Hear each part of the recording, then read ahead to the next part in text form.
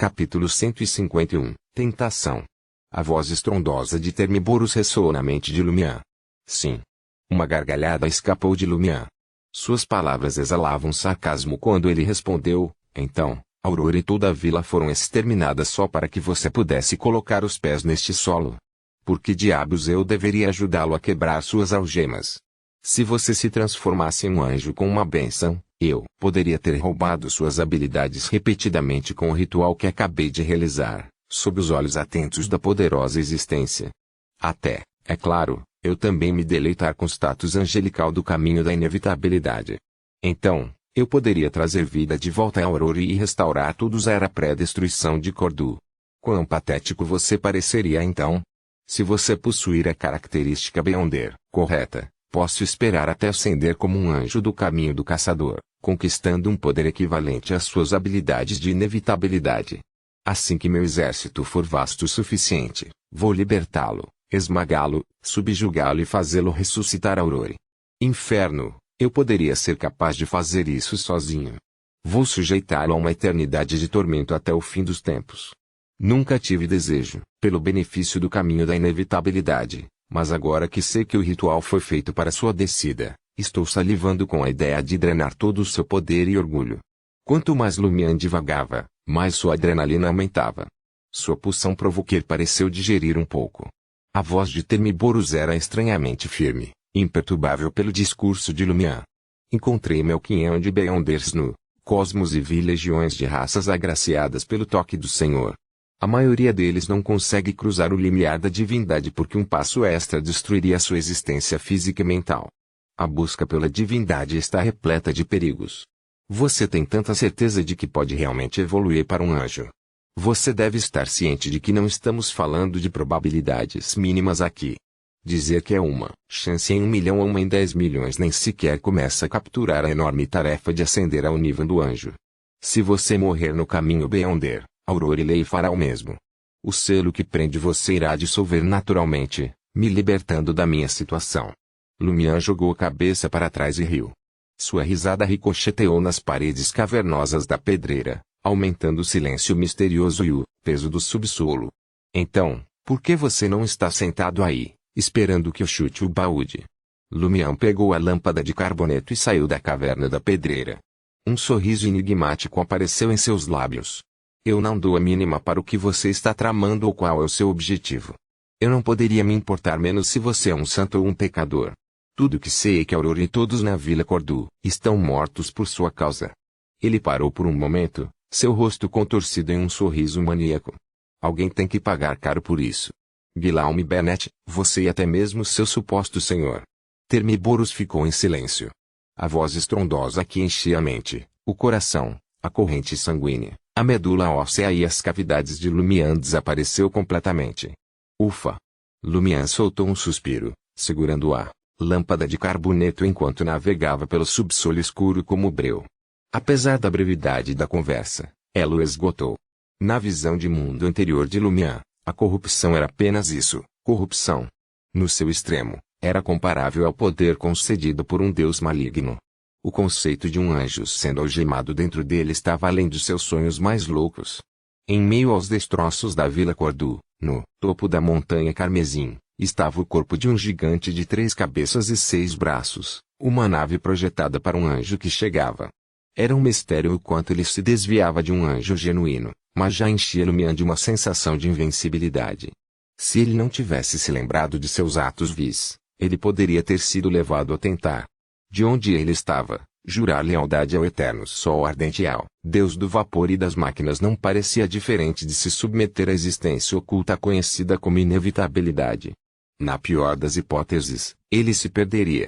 Recuperando a compostura, os sentidos de Lumiã de repente vibraram. Ele correu para uma alcova lateral, usando o cascalho solto para apagar a lâmpada de carboneto. Momentos depois, os passos apressados de 3 pessoas ecoaram no túnel adjacente, logo engolidos pela escuridão. O subsolo de Trier também é um centro de atividades. Lumiã esperou alguns minutos antes de desenterrar a lâmpada de metal duro e retomar o caminho ascendente. A interrupção permitiu-lhe organizar seus pensamentos e considerar um enigma. Dado que a corrupção dentro dele era uma entidade viva, O anjo do domínio da inevitabilidade, Termíboros, porque seu apelo por um benefício foi bem sucedido. Termíboros não era apenas poder bruto sem consciência, respondendo automaticamente ao ritual correto. Ele poderia negar a concessão do benefício. Será que sua prisão é tão severa que ele nem consegue resistir ao ritual? O pensamento fez Lumiã perceber por que Termíboros estava tão desesperado para fugir. De acordo com a senhora maga, com cada benefício que ele concedeu, Termíboros enfraqueceria marginalmente e a corrupção correspondente diminuiria. Simultaneamente, o selo imposto pela grande existência não diminuiria. À medida que o poder de Termíboros desaparecesse, ele ficaria acorrentado à beira da extinção. Eventualmente, até mesmo sua consciência poderá ser expurgada. Lumiã se firmou e começou a repetir as declarações de Termíboros. Grandes antigos, acima das sequências. Ele disse grandes antigos e acima das sequências. A cabeça de Lumiã latejava, como se algo estivesse tentando sair de seu crânio, no instante em que ele desenterrou esses tópicos. Ele interrompeu suas lembranças abruptamente e murmurou para si mesmo, com uma sensação residual de pavor persistente. Apenas possuir certo conhecimento pode causar danos sérios. Se eu não tivesse sido protegido pelo selo da grande existência, estaria morto ou afligido por anormalidades. Eu estava pensando em explorar o desespero de Termíboros para escapar, para sangrá-lo, obrigando-o a responder à magia ritual, aumentando assim a probabilidade de sucesso e o eventual impacto.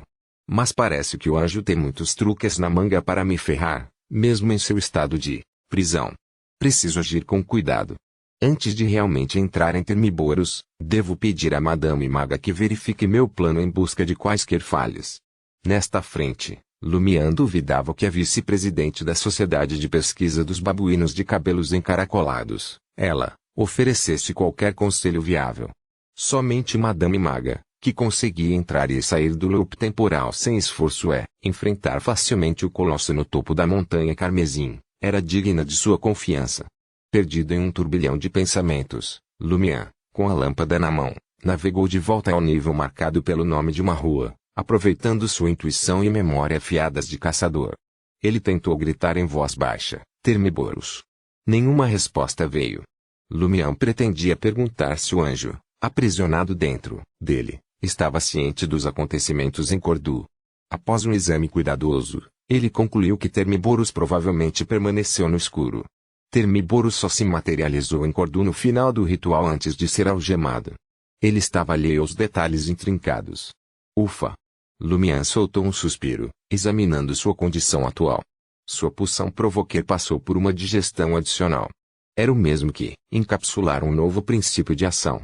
Poderia incitar uma entidade superior a acelerar a digestão da poção provoquer. Ah, sim, esta é uma entidade de alto escalão dentro do domínio da inevitabilidade. De certa forma, é uma dica do destino. Isso se alinha um pouco com os princípios que deduzi. Lumiã refletiu com uma risada. Se não fosse pelo silêncio de Termíboros, ele o teria agitado 3 vezes ao dia, como refeições mecânicas. Refletindo sobre isso, Lumiã sentiu que incitar um anjo a digerir esse pedaço de poção não era uma troca digna. Ele levantou a hipótese de 2 razões. Primeiro, Termíboros foi selado e apresentava uma ameaça relativamente baixa. Em segundo lugar, Termíboros não foi genuinamente incitado. Balançando a cabeça, Lumiã conteve seus pensamentos, arquivando assuntos, cujas soluções lhe escapavam. Ele refez seus passos até a subterrânea rua Anarcia e subiu os degraus de pedra em direção à superfície. Depois de apagar a lâmpada de carboneto e voltar ao albergue do Coque Doré, Lumiã notou imediatamente Charlie empoleirado nos degraus do lado de fora. Charlie fumou um cigarro, olhando para o céu branco acinzentado com um semblante sombrio. E aí? Lumiã se acomodou ao lado de Charlie. Charlie soltou um suspiro. A senhorita Ethan se mudou. Isso não é uma coisa boa? Lumiã perguntou, seu sorriso inabalável. Charlie gaguejou, parando por alguns segundos antes de admitir, sim, é mesmo. Muitas pessoas por aqui conhecem ela e seus feitos. Suspirar. Lumiã estalou a língua e levantou-se, aproximando-se do vendedor de uísque e sol e apresentando 5 copetes em moedas de cobre. Meio litro de Apple Whisky e Sour. O vendedor respondeu com um sorriso, entendi. Ele acabou servindo Lumiã mais do que o volume de bebida solicitado. As sobrancelhas de Lumiã se arquearam, Mas ele se absteve de questionar. Ele voltou para Charlie, sentou-se e comentou com indiferença: parece que o cara do Skysore me reconhece. Charlie riu. Ele pode estar ciente de que você está com a gangue Savoy. Não, a máfia da Saboia. Lumian tomou um gole de whisky sour e perguntou: como ele descobriu? Charlie limpou a garganta. Depois de dar a notícia à senhorita Etans ontem à noite, fui ao bar subterrâneo para tomar uma bebida. Mencionei sua introdução no Savoy Mob e sua aquisição do albergue do Coque Doré. Uma imagem vívida passou pela mente de Lumian. Charlie, com cerveja na mão, subindo em uma pequena mesa redonda, agitando os braços atarracados. Senhoras e senhores, prestem atenção. Você não acreditaria na bomba que caiu no motel hoje. Ciel, nosso residente do quarto 207, agora está dando as ordens para o Savoy Mob e mandou o Poisons por Mob embora. Com um suspiro prolongado, Lumian virou-se para Charlie e brincou: você só está preocupado que a polícia não venha bater na minha porta, não é? Capítulo 152, Confiança. Os ossos de Charlie tremeram quando as palavras de Lumian chegaram aos seus ouvidos. E então você está dizendo que não quer que se espalhe a notícia de que você se juntou à máfia de Savoy. Charlie tinha visto os líderes do Savoy Mob, Poisons por Mob e o resto. Seus nomes tinham peso no bairro comercial da Rua Yanashi. No entanto, por mais notórios que fossem, a lei nunca pareceu tocá-los. Lumian deu um lento gole em seu whisky sour, seu sorriso retornando. Isso é bom. Pense duas vezes antes de falar, só isso. Embora Lumian tivesse se infiltrado na máfia de Savoy, ele estava longe de reivindicar o título de líder. Ele não conhecia os segredos mais profundos da máfia, não tinha um bando de bandidos à sua disposição e tudo o que tinha para mostrar era o lixão degradado que chamavam de albergue do Coquidor.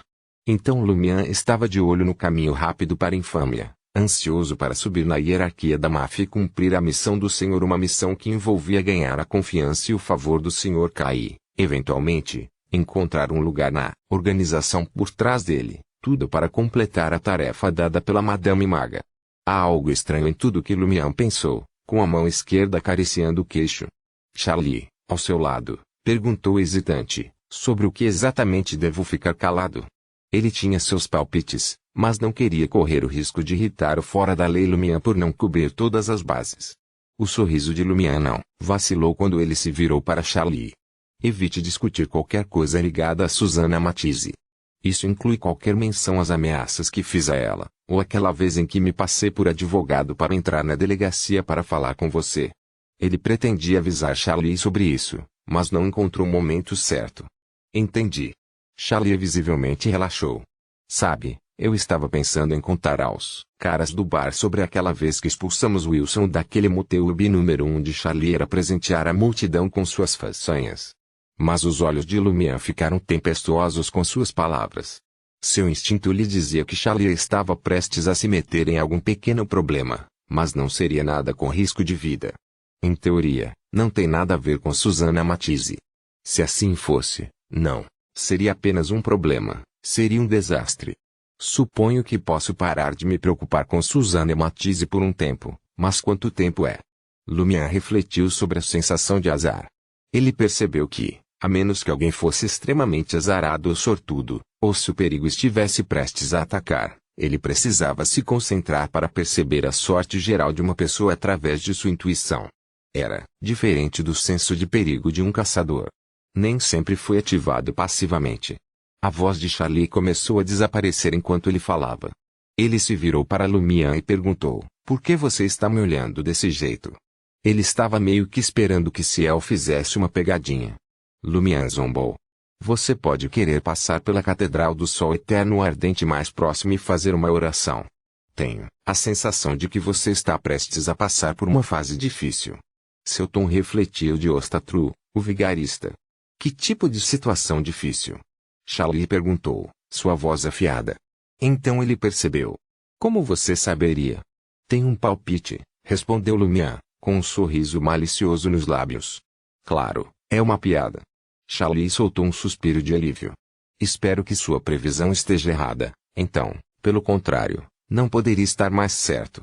As palavras de Lumian eram sólidas como uma rocha. Charlie semicerrou os olhos para ele, a suspeita gravada em seu rosto. Lumian soltou uma risada baixa.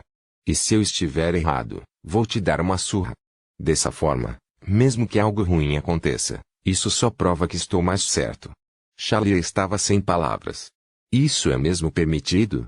Independentemente disso, esta abordagem pode ser útil para algumas piadas com algumas pequenas modificações. Lumian estava prestes a se levantar quando notou um vira-lata magro e sarnento rastejando em direção ao berge do coqueador vindo da rua sombria, olhando para o lixo que havia jogado do carrinho do vendedor de frutas. O vira-lata movia-se com cuidado, ciente de que muitos dos moradores, indigentes, o transformariam alegremente em jantar. Só então, Lumian avançou, pressionando o pescoço do cachorro no chão. Pego de surpresa, o vira-lata se contorceu impotente, mostrando os dentes em uma tentativa inútil de morder, mas sua cabeça estava imóvel. Com a mão livre, Lumian tirou um pequeno frasco de pó de tulipa, esvaziando o conteúdo no bolso. Então, ele segurou o frasco na boca espumosa do vira-lata, coletando a saliva enquanto o cachorro se contorcia. Logo, ele tinha 5 mililitros. Ele soltou o aperto e se levantou. O vira-lata, pronto para atacá-lo, choramingou e saiu correndo, o rabo enfiado entre as pernas, quando Lumian lançou-lhe um olhar ameaçador. Charlie, que estava parado, ficou pasmo. Uma história que ele ouviu uma vez voltou correndo para ele. O protagonista da história costumava descrever a crueldade do vilão com uma frase escrita pela autora de best-sellers Aurora Leigh: ele chutaria qualquer cachorro que cruzasse seu caminho. Lumian engoliu o resto de seu esqueçor e foi para o motel. Ao passar pela recepção, a perpetuamente mal-humorada Madame Fels forçou um sorriso. Bom dia, Ciel Monsieur Ciel. Lumian lançou um olhar de soslaio para a rechonchuda Madame Fels e perguntou com indiferença: nenhum sinal de Monsieur Rive hoje também? Monsieur Rive, proprietário do albergue do coqueador, era conhecido em toda a rua Yanashi por seu jeito mesquinho. Como novo guardião do albergue do coqueador, Lumian achou que deveria conversar com Monsieur Rive, só para ter certeza de que ele não correria chorando para a polícia, com medo de que a máfia de Savoy o exigisse por mais dinheiro. Madame Fels franziu os lábios. Por mais mesquinho que seja, pagando apenas por uma equipe de limpeza semanal, ele é um defensor da limpeza e não seria pego morto no motel. Quem limpa a casa dele? Lumian perguntou, com uma pitada de diversão em sua voz. Ele é viúvo. Ele e seus 2 filhos cuidam disso. Madame Fels zombou. Se fosse ela quem tivesse tanto dinheiro e ainda por cima um motel, contrataria alguém para cuidar dessas tarefas. Ela apenas sentaria e aproveitaria a vida. Lumian assentiu e riu. Madame Fels respondeu, com uma pitada de medo na voz: eu visito 3 vezes por semana para entregar os ganhos do motel e várias contas. Vou avisá-lo que você quer vê-lo. Ela confundiu as palavras de Lumian com uma ameaça velada a Monsieur Rive. Se ele não se encontrasse logo com o novo guardião do albergue do coqueador, sua sobrevivência poderia estar em jogo. Lumian não se preocupou em esclarecer. Subiu as escadas até seu quarto no 2º andar. Debaixo do travesseiro, ele encontrou um dedo do Sr. Caio e colocou de volta no bolso. Depois de lidar com o pó de tulipa, ele planejou pegar alguns recipientes para os ingredientes que precisava reunir em seguida. Mas então, uma batida na porta interrompeu seus pensamentos. Lumian abriu a porta, curioso, não reconheceu os passos. Na porta estava um homem de cerca de 40 anos, vestindo uma jaqueta escura, calças marrom surradas e um chapéu de algodão sujo. Ele ofereceu um sorriso, perguntando: este é Monsieur Ciel? Quem mais poderia ser? Senhora. Lumian respondeu, seus olhos observando a aparência, expressão e linguagem corporal do homem. Seu cabelo castanho, embora ligeiramente oleoso, estava bem penteado. Seus olhos castanhos escuros continham um toque de bajulação e seus lábios estavam vincados com linhas de sorrisos praticados. Ele tinha um ar afável, mas havia nele uma astúcia inconfundível. Sim, sim, sim, o homem repetiu as palavras de Lumian. As sobrancelhas de Lumian se contraíram. E quem pode ser você? Sou Fitz, do quarto 401. Homem de negócios falido, o homem se apresentou com um sorriso simpático. Sem esperar que Lumian pressionasse mais, ele desabafou. Fui à falência por causa de um golpe que me custou 100 mil vereador. Tenho viajado entre Trier e Suíte há mais de uma década, economizando. Queria me estabelecer, constituir família, mas aí esse vigarista me enganou em tudo, prometendo uma joint venture. Se você me ajudar a recuperar esse dinheiro, estou disposto a abrir mão de 30%, não, 50%. Lumian não convidou Fitz para entrar no quarto 207. Encostado no batente da porta, de braços cruzados, ele perguntou, por que você não foi atrás daquele dinheiro com Margot ou Wilson antes? Não era como se eles exigissem um pagamento adiantado. Fitz não fez rodeios. Eu fui para Margot. Ele concordou inicialmente, mas um dia simplesmente disse que não era possível recuperar o dinheiro. Mesmo Poisons por Mob não conseguiu recuperá-lo. O vigarista estava falido ou apoiado por alguém que fez o Poisons por Mob agir com cautela? Lumian, que até agora estava apenas parcialmente interessado, inclinou-se. Margot disse, por quê? Fitz balançou a cabeça. Não, mas certamente não é porque Timmons está falido. Seu salão de dança no Quartier de l'Observatoire está imprimindo dinheiro. Timmons Lumian suspeitava que o vigarista tinha um apoio poderoso ou estava protegido por uma figura de alto escalão, o que fez com que a Poisons por Mob se preocupasse em pressioná-lo para obter o reembolso. Ou talvez Timmons fosse uma força para si mesmo. Então por que você acha que posso recuperar seu dinheiro? Lumian perguntou a Fitz, com um sorriso malicioso em seus lábios. Fitz ponderou por um momento antes de explicar tudo. Você é mais implacável que Margot. Além disso, mesmo que você decida não prosseguir com a investigação, não tenho nada a perder. Sem esse dinheiro, não posso pagar um centavo. Honesto até demais. Lumian assentiu, apreciando a franqueza. Vou investigar isso, mas não tenha muitas esperanças. Se Timmons estava simplesmente blefando e conseguiu assustar o Poisons por Mob, a perspectiva de embolsar facilmente 50 mil veludo era tentadora para qualquer um. Fitz, o empresário falido, estava apostando no escuro. Com o aceno de segurança de Lumian, ele agradeceu e saiu do segundo andar. Naquele momento, Lumian percebeu que sua espiritualidade havia se recuperado consideravelmente. A quantia recuperada superou suas reservas espirituais originais. O monge Desmolo impulsionou significativamente a minha espiritualidade. Na sequência 8, posso rivalizar com a espiritualidade de outros caminhos que Lumian refletiu calmamente. Simultaneamente, ele se lembrou de uma sensação estranha que experimentou enquanto tomava um gole de whisky sour. Se ele escolhesse viver na pobreza, praticasse o autocontrole, se abstivesse de álcool, evitasse o desperdício, pedisse esmolas e pregasse, tudo isso adotando o comportamento de um monge ascético, ele provavelmente experimentaria um aprimoramento em seu senso intuitivo de destino e na probabilidade de sucesso de seus 5 feitiços rituais. Mesmo assim, Lumian não tinha a intenção de seguir esse caminho. Ele acreditava que isso transformaria em uma imagem espelhada do doador, fundindo gradualmente sua identidade com a dele. Afastando seus pensamentos introspectivos, Lumian saiu da sala, indo direto para a sala de Balbrise. Seu próximo passo foi solicitar ajuda do Savoy Mob para reunir os ingredientes restantes e os recipientes certos necessários para o feitiço da profecia. Ele teve que aproveitar todas as oportunidades à sua disposição. Capítulo 153, Regra Estranha. Em pé diante da estátua branca em forma de globo, uma conjunto de incontáveis crânios, na sala de Balbrise, Lumian fez uma pausa. Seus olhos examinaram a inscrição do Intis. Eles dormem aqui, esperando a chegada da felicidade e da esperança. Desviando o olhar da estátua, ele caminhou em direção à entrada. 2 capangas, vestidos com camisas brancas e sobretudos escuros, viraram-se para encará-lo. Bom dia, Ciel. Eles estavam fervilhando com os boatos sobre esse impetuoso recém-chegado que supostamente havia matado Margot e deixado Wilson lambendo as feridas, tudo em poucos dias fugazes. Não era segredo que ele havia sido incluído na máfia de Savoy. Bom dia, meus repolhos, Lumian retrucou, seus lábios se curvando em um sorriso enquanto ele pegava emprestada a frase preferida de Dariege. A sala de Balbrise ainda estava acordando. Os garçons se moviam com plácida eficiência, arrumando as cadeiras, esfregando o chão. Lumian pretendia procurar Louis, um rosto familiar.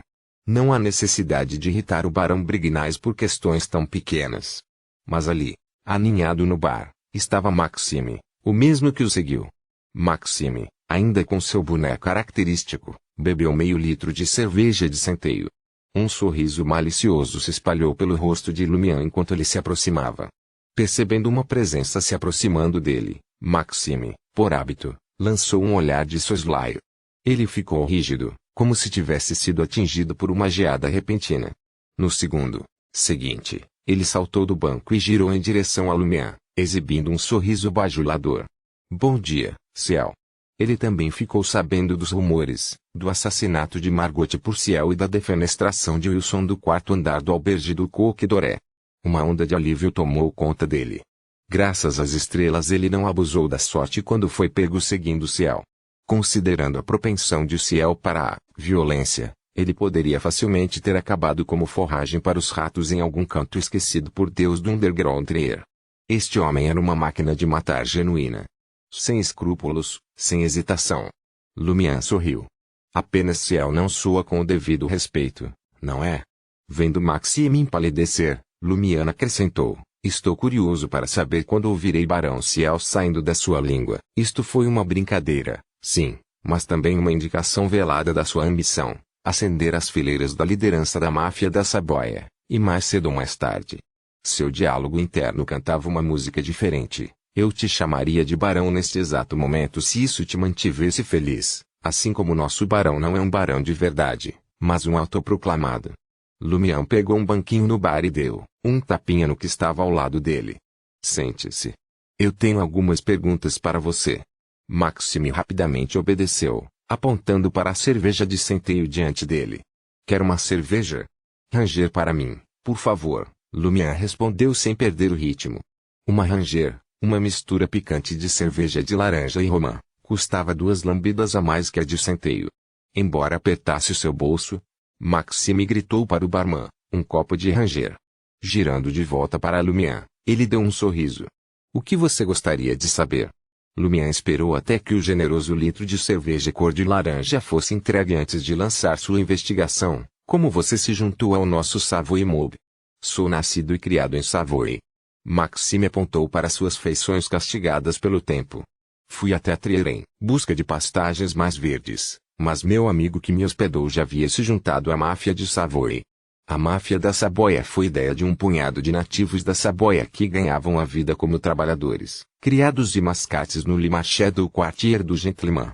Eles eram muito ferozes, não tinham medo de se colocar em perigo e rapidamente conquistaram sua própria fatia do bolo. À medida que a influência da máfia crescia, eles começaram a atrair recrutas de outras províncias e até mesmo de moradores de Trier, mas o coração da organização ainda vinha de Saboia. Lumière deu um leve aceno de cabeça, direcionando a conversa para sua próxima pergunta. E o Barão Brignais é o chefe de toda a máfia da Saboia? Não.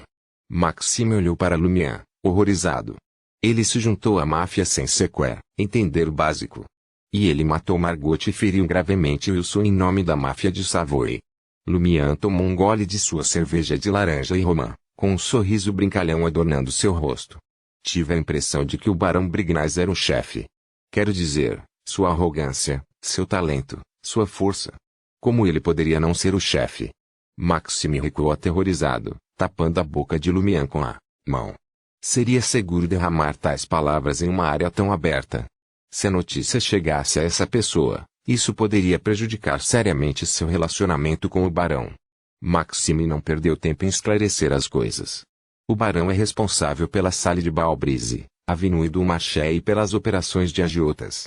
Seus colegas incluem Ratisto, que supervisiona o contrabando, Jean-Simon, que dirige as casas de dança na Rue du Rossignol, Rebots Franca, que supervisiona a Rue des Blusas Blanches, e Blood Palm Black, que controla metade do Le Marché do Quartier do Gentleman.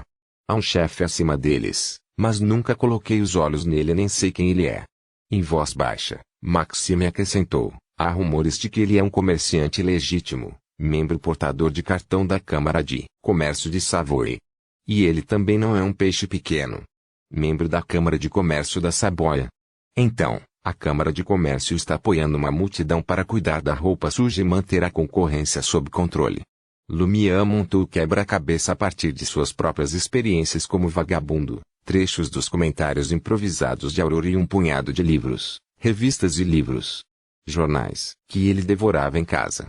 A notícia da chegada de Ciel à Salle de Balbrise chegou a Louis, à sombra do Barão Brignais.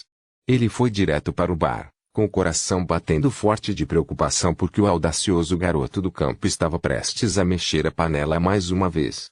Ele estava realmente preocupado que o ousado garoto do campo pudesse causar problemas novamente.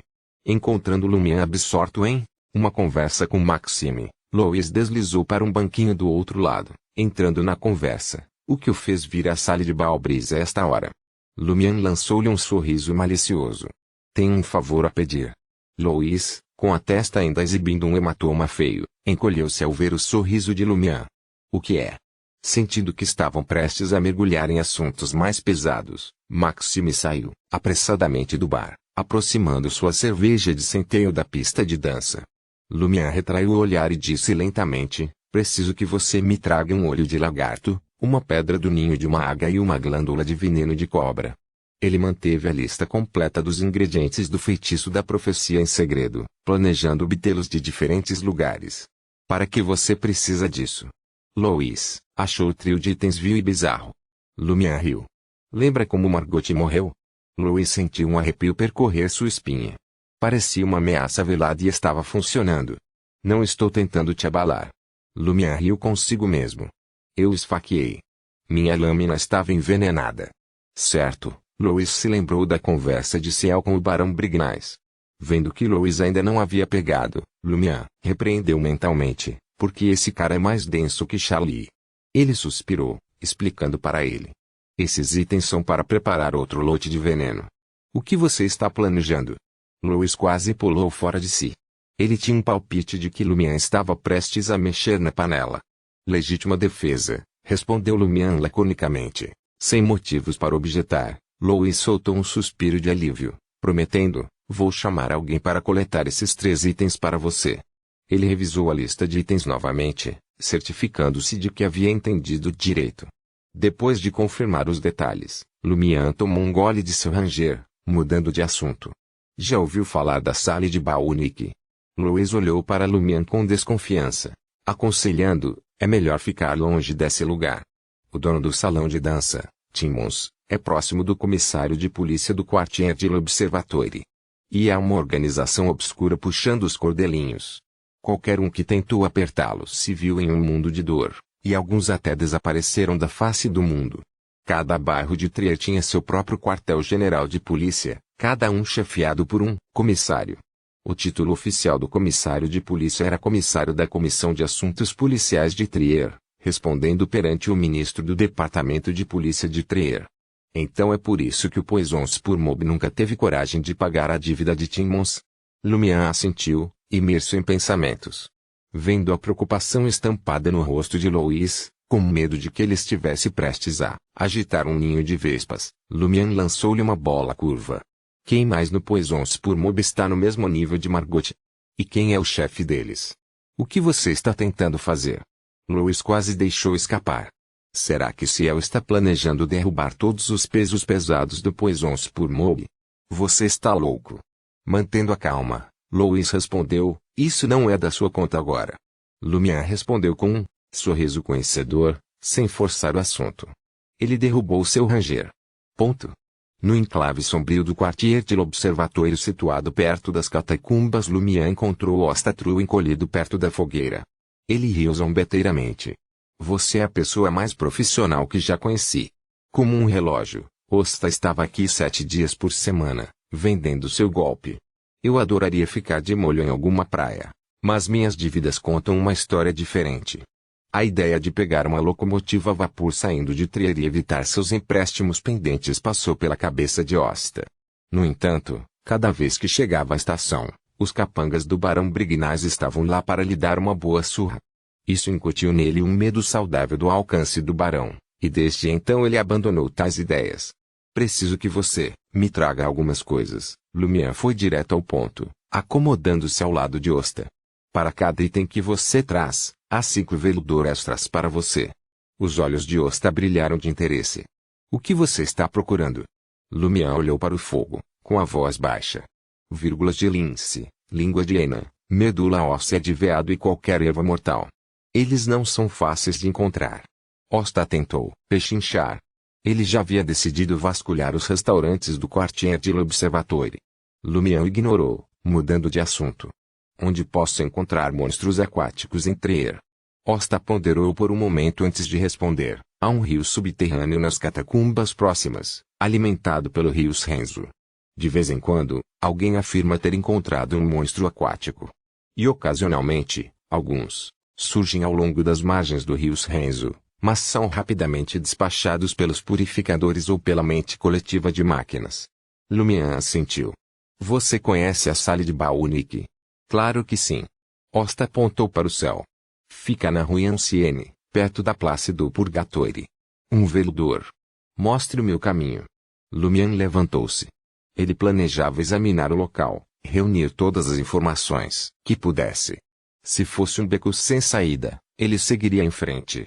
Em pouco tempo, Osta estava conduzindo Lumian para cima, entrando na rua Ancienne, perto da praça, e parando em frente a um edifício antigo.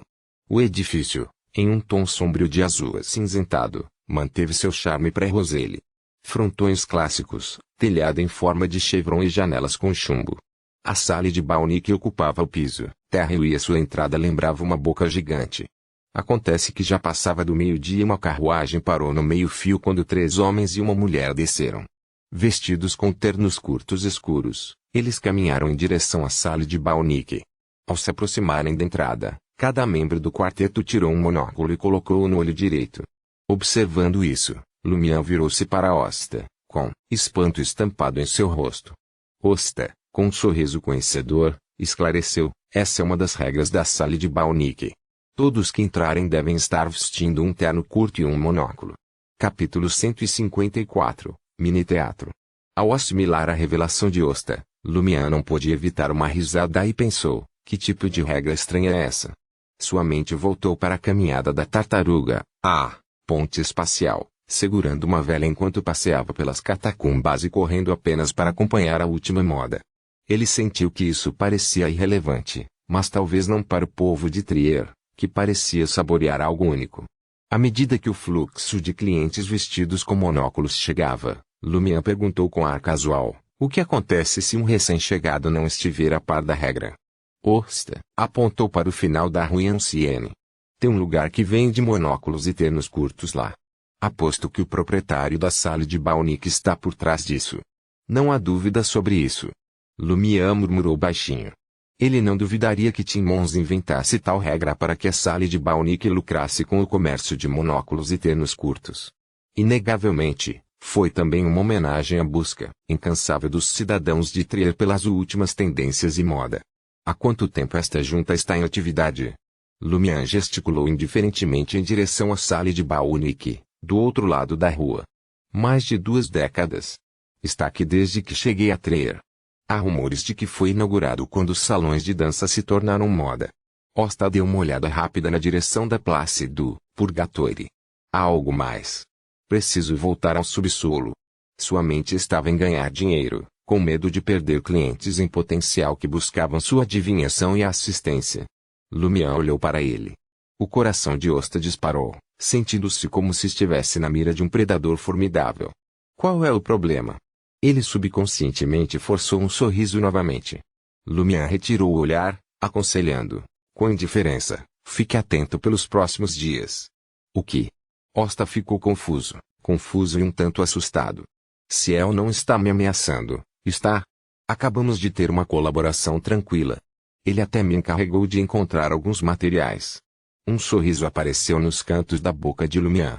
Exatamente como eu disse, mas não tem nada a ver comigo. Além disso, faça-me um favor e descubra mais detalhes sobre o monstro aquático. Quanto mais abrangente, melhor. O mesmo pagamento de antes. Ele está insinuando que posso estar tendo azar e levar uma surra. Osta tentou decifrar a mensagem enigmática de Lumian. Ao mesmo tempo, ele encontrou algo estranhamente familiar no comportamento e no tom de Lumian, mas não conseguiu definir o que era. Como suplicante de segredos, sua capacidade de adivinhação era notavelmente superior à de uma pessoa comum. De repente, ele percebeu por que achava toda aquela conversa estranhamente familiar. Não era exatamente assim que ele se dirigia aos seus clientes. Em frente ao edifício antiquado, Lumian considerou investir em um terno curto e monóculo para se infiltrar na Salle de Baunique e coletar informações. Se Timmons realmente faz parte de alguma organização misteriosa e é amigo do comissário de polícia, raptá-lo por uma recompensa em veludor não é uma jogada inteligente. Isso estragaria minha operação. O dinheiro gasto com ternos curtos e monóculos não iria pelo ralo. Afinal, eles não são baratos. Lumian nunca foi de reter despesas, contria repleta de almas generosas, mas ele sabia quando economizar alguns centavos. Refletindo sobre suas opções, ele examinou o ambiente, seus olhos pousando em um bar alone diagonalmente na sala de Balnick. Os clientes de um salão de dança provavelmente também frequentariam um bar. Devem ser rivais. De repente, uma lâmpada acendeu na cabeça de Lumian. Afinal, os inimigos muitas vezes se conheciam melhor, e aqueles mais familiarizados com o salão de dança provavelmente seriam seus concorrentes. Mesmo que seus relatos fossem provavelmente embelezados, eles ainda poderiam oferecer alguns grãos de verdade. Sem perder o ritmo, Lumian virou-se e entrou no bar alone. Os edifícios da Rue Ancienne estavam impregnados de antiguidade, a maioria datando dos tempos pré-Roselle. Suas janelas eram meras fendas, deixando entrar pouca luz do dia. O tema geral aqui era a escuridão. Imperturbável pelas lâmpadas de gás apagadas, Lumian navegou pelo salão mal iluminado, escassamente povoado por clientes, e sentou-se no bar. Tirando o boné, ele ordenou um gin com gelo. O balcão do bar estava escondido no canto mais escuro da espelunca. O magro barman estava envolto em sombras, suas feições obscurecidas, revelando apenas uma silhueta. Apesar da visão aguçada de Lumian, ele mal conseguia discernir o cabelo preto encaracolado do homem, os olhos levemente azuis e a ponte do nariz um tanto baixa. Enquanto aguardava seu gin, Lumian deu um sorriso casual e comentou: os negócios parecem lentos aqui. A sala de Balnick do outro lado parece estar atraindo bastante multidão. O barman deslizou uma rodela de limão e gin gelado para Lumian. Olhando para a porta, ele respondeu: tudo bem, mas a maioria das pessoas está lá embaixo esperando a peça. Que tal isso? Quer dar uma olhada? Os clientes com bebidas podem entrar na adega por 5 licks. Faça 8 para o seu gin. Um jogo? Lumian não conseguiu esconder seu espanto. Esta era uma faceta que nenhum dos bares da Rue Anarchie poderia ostentar. O barman suspirou, explicando: eles podem dançar, cantar, jogar sinuca, jogar cartas do outro lado da rua. Precisamos nos destacar de alguma forma para atrair clientes. Muitos bares e cafés na costa norte têm agora os seus próprios mini-teatros. Lumian ficou sem palavras, recorrendo a um mero suspiro. A cena do bar ficou tão cruel. Ele então produziu 3 moedas de prata de 20 copetes gravadas com engrenagens e uma moeda de cobre de 5 copetes, entregando-as ao barman. O total foi de 13 licks ou 65 copetes, incluindo o ingresso para o mini-teatro da apresentação. O barman prontamente apontou para a escada ao lado do balcão que dizia: você pode ir para o porão a qualquer hora. Sinta-se à vontade para levar sua bebida com você. Não é necessário o ingresso. Lumian não teve pressa em desocupar o balcão. Ele sorriu, perguntando: a sala de Balnick do outro lado parece bastante única. Certamente é. O barman baixou a voz. Você foi enganado aí? É por isso que você está tão curioso. Exatamente. Lumian assentiu sem perder o ritmo. Ele não viu razão para esconder isso. O barman riu. Recebemos esperançosos enganados que chegam aqui todos os dias, mas nenhum deles consegue.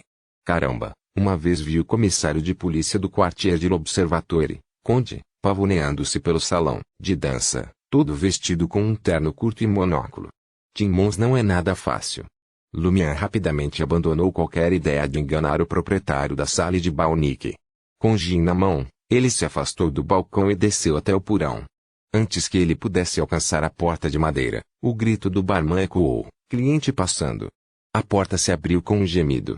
Lumian diminuiu o passo, observando o ambiente ao entrar. Era um teatro improvisado, uma plataforma de madeira de meia altura que se estendia na extremidade oposta. 2 luminárias de parede a gás emitiam uma luz fraca. Onde a iluminação era insuficiente, bancos e cadeiras estavam espalhados esparsamente. Naquele momento, mais de 20 convidados estavam acomodados, absortos no espetáculo que se desenrolava no palco. O silêncio era ensurdecedor, pontuado apenas pelo tilintar esporádico de copos, e o porão mal iluminado ficava quase assustadoramente silencioso. Lumian ocupou uma cadeira perto da saída, seus olhos vagando para o palco. O artista não era uma pessoa, mas um fantoche com metade da altura de uma pessoa. Adornados com uma paleta de tinta amarela, branca e vermelha, independentemente do sexo, cada boneco exibia um sorriso exagerado. Guiados por fios quase invisíveis, os bonecos se moviam, abrindo a boca, girando, correndo, realizando diversas brincadeiras. De algum lugar, uma voz masculina profunda e uma voz feminina ligeiramente estridente se revezavam na narração das falas. Banhados pelo brilho fraco e amarelado das lâmpadas a gás, contra a escuridão iminente, os bonecos de palhaço pintados assumiram um aspecto sinistro. Lumian ficou instintivamente desanimado com o ambiente. Não sendo de desperdiçar o custo do ingresso, ele ficou um pouco mais até a peça terminar. Durante todo o tempo, nenhum som foi emitido. O público, alguns rostos banhados pela luz amarela, outros envoltos em escuridão, estava muito mais absorto do que Lumian imaginava. Depois de esvaziar o gin, Lumian despediu-se do mini-teatro, onde apenas 2 lampiões a gás afastavam a escuridão. Enquanto Lumian voltava para Le Marché do Quartier do Gentleman, ele reivindicou um assento na janela de uma carruagem pública. À medida que as lojas e os pedestres recuavam, ele refletia sobre seus próximos movimentos. A primeira coisa a fazer é garantir a carne de um monstro aquático e coletar os componentes necessários para o feitiço de profecia. Em segundo lugar, elevar minha posição na máfia de Savoy, almejando uma posição de liderança mais cedo ou mais tarde. Qual é o plano? Perdido em seus pensamentos, seus olhos se fixaram em uma figura familiar. Lá estava Wilson, do Poisons pour Mob, vestido com uma camisa branca e uma jaqueta preta, o rosto áspero emoldurado por uma mecha de cabelo, castanho encaracolado. Com seus 2 capangas a reboque, Wilson me navegou pela Avenue du Marché, desaparecendo por um beco lateral. Ele se movia com passos seguros, sua postura ilesa. Lumian ficou surpreso. Ele está de pé depois de ser derrubado por ele. A queda foi de 4 andares de altura. Isso foi alguma recuperação. Fez as baratas parecerem amadoras. Uma teoria começou a se formar na mente de Lumian. O Poisons pour Mob tem poderes de cura extraordinários. Possivelmente o médico do caminho do plantador. Enquanto ele ponderava, uma memória surgiu. Em seu sonho, Madame Paulis demonstrou o poder de curar feridas instantaneamente. Embora o sonho pudesse ter distorcido ou exagerado a realidade, o caminho anômalo de Madame Paulis abrangia uma esfera relacionada com a vida. E suspeitava-se que Louis Lund tivesse aparecido na Avenue du Marché. Poderia a força por trás do Poisons pour Mob estar ligada ao deus maligno adorado por Madame Paulis? Enquanto Lumian ruminava sobre isso, um sorriso malicioso surgiu lentamente em seu rosto. Capítulo 155, Jena. As circunstâncias da rápida recuperação de Wilson estavam repletas de incerteza. Lumian brincou com a ideia de que era um trabalho de um doutor da sequência 8 do caminho do plantador, ou de um boticário da sequência 9 do caminho homônimo. Mesmo assim, seu coração se apegava à esperança de desmascarar Madame Paulis e seus subordinados. Se ele tivesse montado o quebra-cabeça mais cedo e se Wilson e sua tripulação não tivessem se afastado muito, Lumian teria se jogado da carruagem pública em movimento, seguindo seu encalço.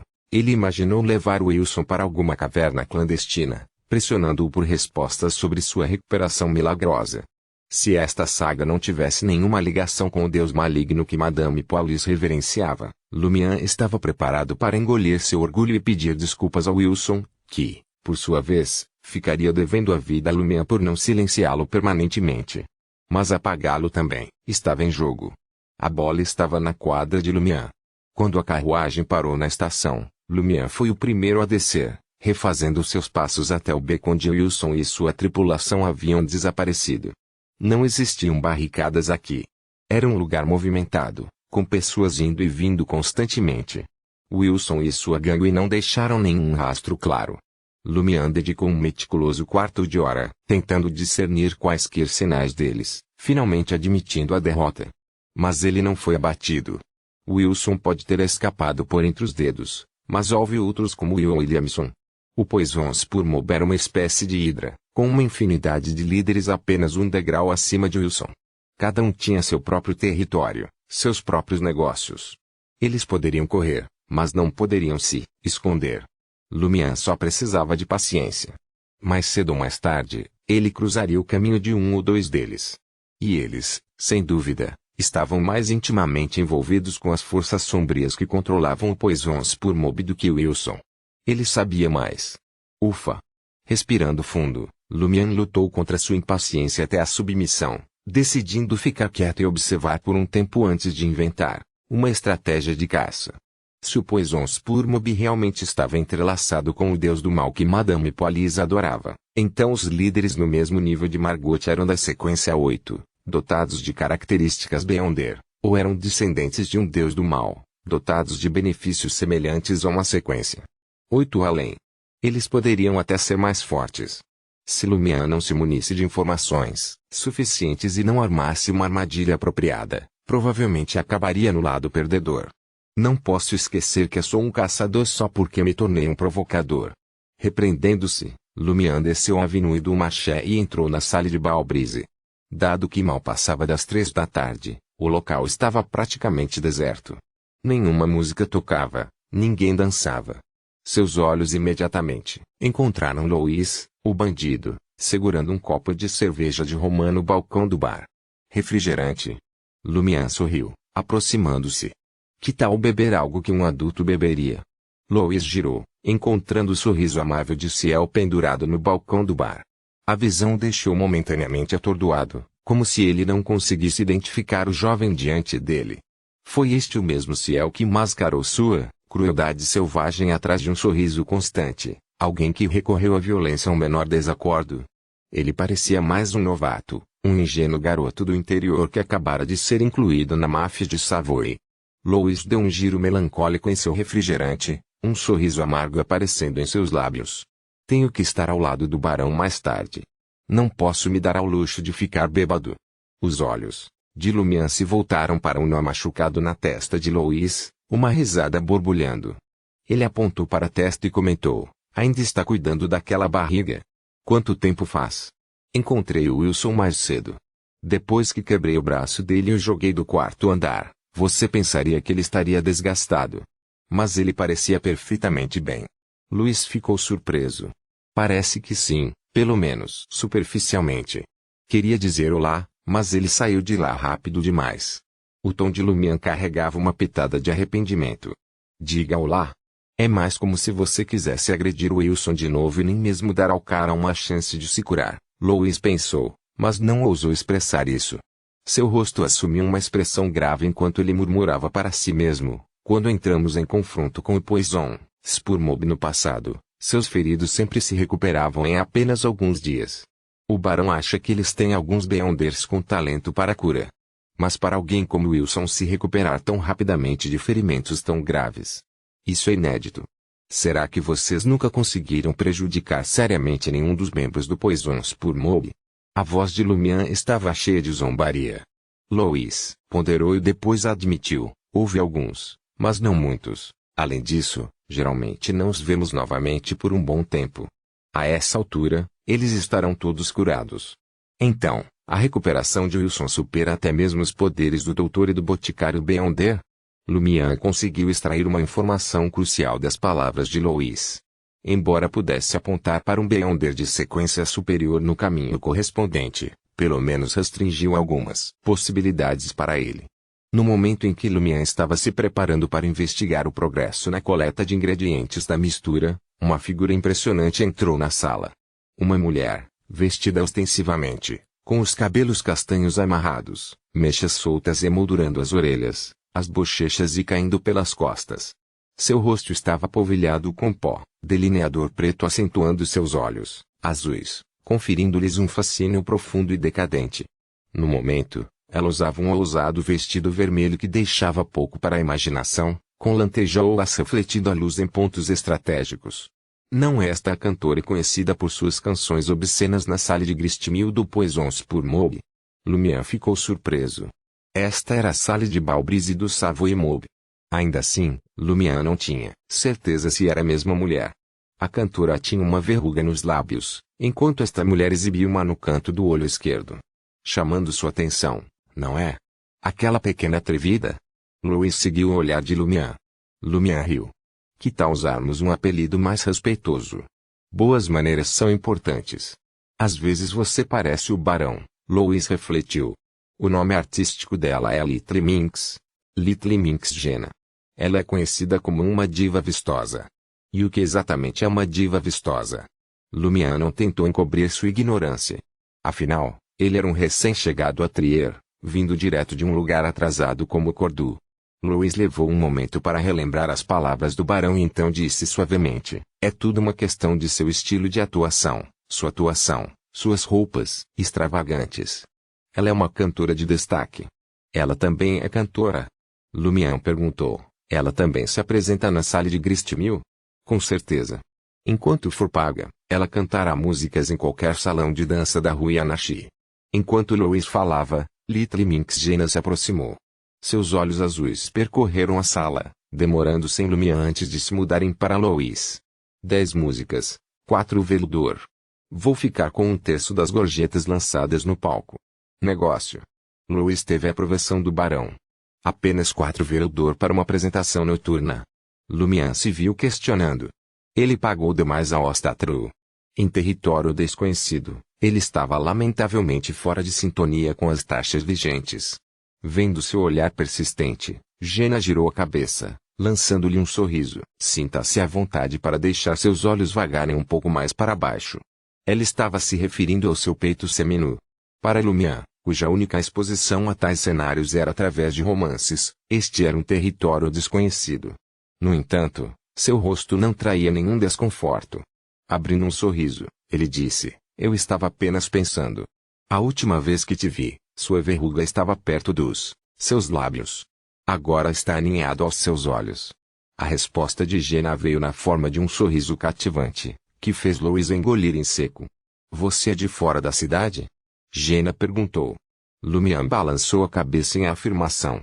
Com um sorriso brincalhão, Jenna se inclinou, um dedo traçando sua bochecha enquanto ela explicava suavemente: está na moda aqui em Trier.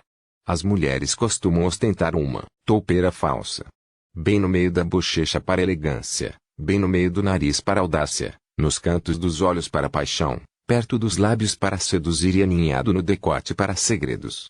Enquanto falava, ela enviou uma piscadela atrevida para Lumian, como se dissesse: hoje, o que importa é a paixão. Ah, Trier. Lumian só conseguiu balançar a cabeça, surpreso. Dada a proximidade deles, a mistura inebriante do perfume natural de Jenna e o perfume inebriante que ela usava invadiu seus sentidos. Isso levou Lumian a esfregar instintivamente o nariz.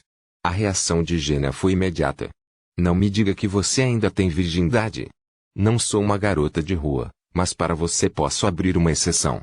Ela parou um momento para avaliar Lumian, aparentemente satisfeita com o que viu. Virgindade, algo que retorna magicamente todas as manhãs às 6 da manhã? Lumian zombou interiormente, seu sorriso indiferente. Agora mesmo. Receio que você possa perder sua apresentação hoje à noite. De volta ao Taverne, em Cordoue Village, Lumian muitas vezes tinha que igualar os habitantes locais em sua grosseria, caso contrário ele se tornaria alvo de suas piadas. A resposta de Jenna foi uma risada, calorosa e um aceno de mão desdenhoso. Eu vou te encontrar depois da minha apresentação hoje à noite. Com isso, ela caminhou em direção ao modesto palco de madeira na frente da pista de dança, ansiosa para conhecer o lugar. Ela não está se precipitando um pouco. Onde está o acordo sobre hora e local? Lumian pensou consigo mesmo. Ela estava claramente apenas puxando a corrente dele. Louise entrou, na conversa, um tom de inveja colorindo sua voz. Não caia na atuação dela. Ela adora brincar com homens bonitos. Ela realmente não vai seguir adiante. Acho que ela é a namorada da Franca. Franca, botas vermelhas Franca. A surpresa de Lumian foi palpável. Rebotes Franca era uma figura-chave na máfia de Savoy, governando a Rue des Blusas Blanches, e havia rumores de que era uma mulher. Exatamente, afirmou Louise. Franca parece ser amante do chefe, mas parece balançar para os dois lados. Ela e Little Minx são grossos como ladrões. Amante de um amante. Lumian mais uma vez ficou maravilhado com as peculiaridades de Trier. Louise observou Jenna, agora balançando graciosamente no palco, com uma expressão de saudade gravada em seu rosto. Ela não era tão hipnotizante quando chegou ao distrito comercial. Nos últimos anos, Ela se tornou mais adepta da apresentação, mais feminina. Que pena. Se você conseguir subir na hierarquia e ficar cara a cara com robots, você pode ter uma chance, brincou Lumière, alimentando a ambição de Louis. Ele então mudou de assunto. Alguma sorte em rastrear os 3 itens que eu precisava? Louis desviou o olhar de Jenna para responder. Eu estava prestes a te contar. Conseguimos reunir todos eles. Tão rápido. Lumière ficou surpreso com a eficiência do Savoy Mob. Por que não abrir uma fábrica? Por que continuar com a vida da máfia? Louis elaborou. Hatchisto mantém uma variedade de criaturas, algumas raras, outras nem tanto. Alguns poderíamos tirar de suas mãos pelo preço certo. Foi assim que conseguimos o olho do lagarto e o saco de veneno da cobra. A rocha do ninho da águia foi um bônus. Hatchisto, o responsável pelo contrabando. Lumière refletiu sobre essa informação recém-descoberta.